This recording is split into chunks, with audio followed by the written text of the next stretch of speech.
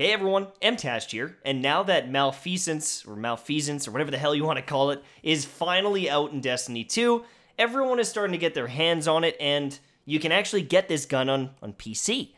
And my review from before was on console. When I was at Bungie, I got to play with the weapon, and I thought it felt like a piece of shit. I honestly didn't love the weapon, but now that it's on PC, I really wanted to give it another review. It has a pretty damn unique perk set. Taken Predator gives you bonus damage to taken enemies as well as a Gambit invaders. You've got some really solid stability. You've got a nice extended mag with 15 shots in the barrel. It is a 180 RPM hand cannon, which I'm not too familiar with, but we want to try it out. And the big one is the Explosive Shadow, where tainted slugs that you shoot at your enemy will stick into them, they will explode after you shoot 5 at them, and they do some bonus damage. In this very first clip, I actually kill someone using this, and it's a pretty cool tool to have, because if you can hit your target at a distance, there's no damage fall off on this. And so in a lot of cases, you can use the Malfeasance as a kind of suppressive hand cannon, a longer range hand cannon, almost like people used Better Devils in Year 1 Destiny. With explosive payload, that explosive damage did full damage kind of no matter where you were on the map, because it didn't have any fall off, because it was technically a separate source of damage. Same thing goes with these shadow bullets, these explosive bullets. If you hit him across the map and you peg him 5 times, he's going to take that full damage. It's about 60 damage, which is essentially another headshot from the gun. And when you can add that as bonus damage at a range, it can be pretty nice and might be enough to actually kill the player. Now, this weapon is, I've said it before, it's a bit of a niche weapon. One of the perks doesn't work unless it's an invader in Gambit, or if it's a taken enemy. The other perk only works if you land 5 shots.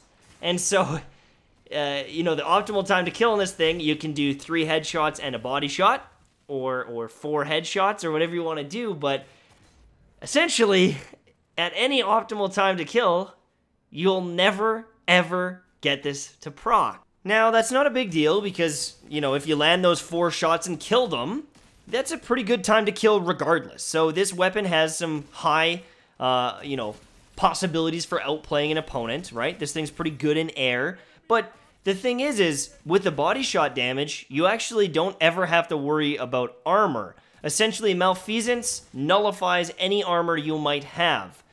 The body shot damage is 39, and when you multiply that by 5 to get this thing to proc, you're doing 195 damage.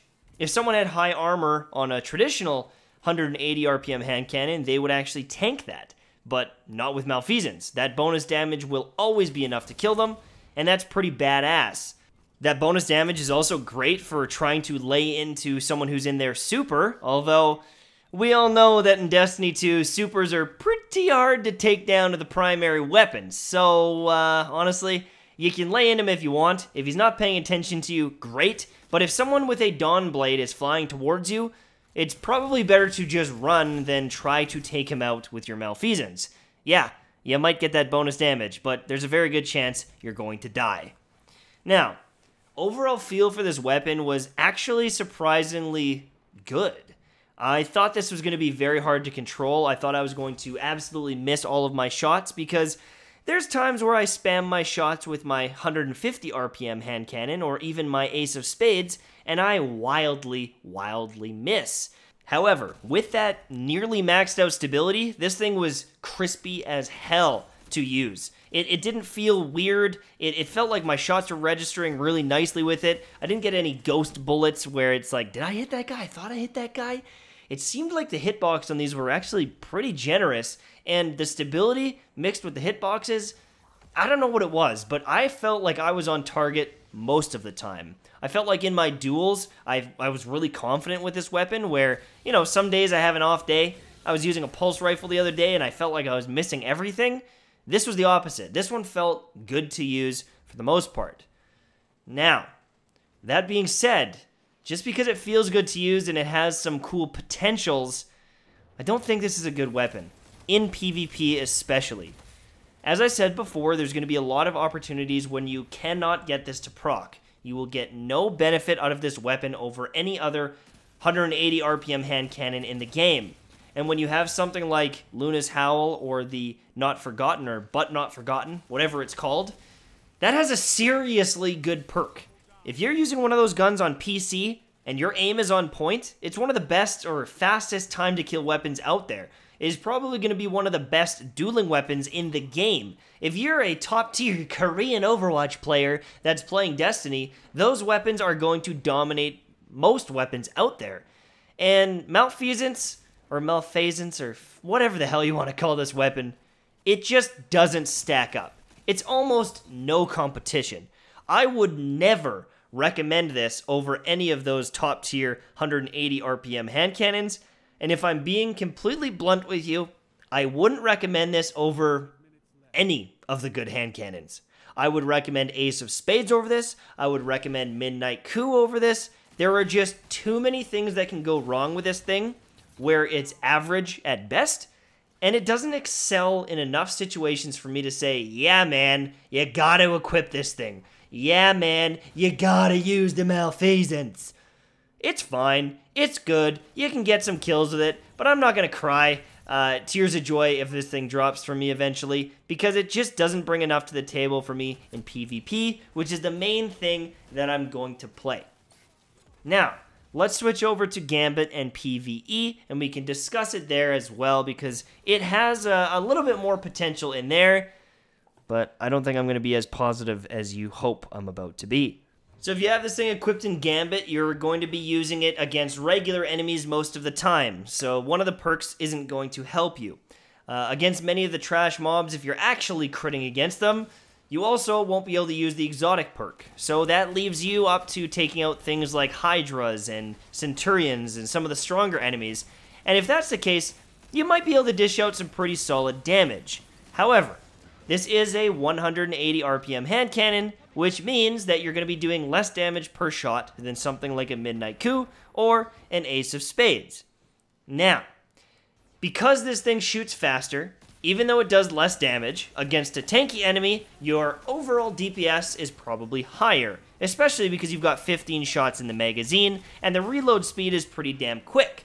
So if I'm looking at straight up DPS, this thing can dish out quite a bit, especially when that exotic perk procs. If you're doing it against a big, tanky, taken enemy, you're doing about 15% more, 20% more damage as well. So, hell yeah, this thing can be pretty good for sustained DPS. But there are a shitload of times where if you would have just had a 150 or a 140 RPM hand cannon, you probably would have killed an enemy in one shot instead of two. There are many opportunities where there are guns that will simply do more than this does against trash mobs, and the only time this shines is against the big boss.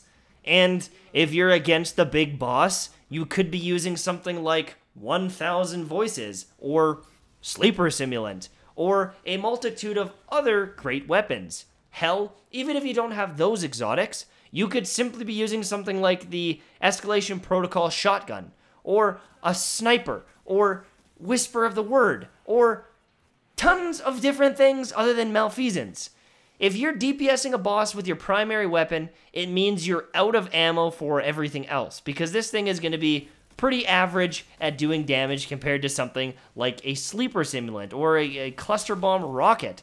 And so, for that reason, the one thing it's supposed to excel at, I wouldn't even recommend doing it, because you probably have better weapons in your arsenal for doing damage to a boss. I honestly hope that they buff this so that I have a major reason to use it, but as it sits right now, I wouldn't use it myself. I wouldn't recommend it to most people. I think it's a cool weapon. I think it's got a very unique style to it, looks-wise and kind of the perks, but they just don't do enough in the current state to say, holy shit, you gotta get this thing equipped. And when you look at something like a Gambit Invader, are you really gonna push him with your Malfeasance?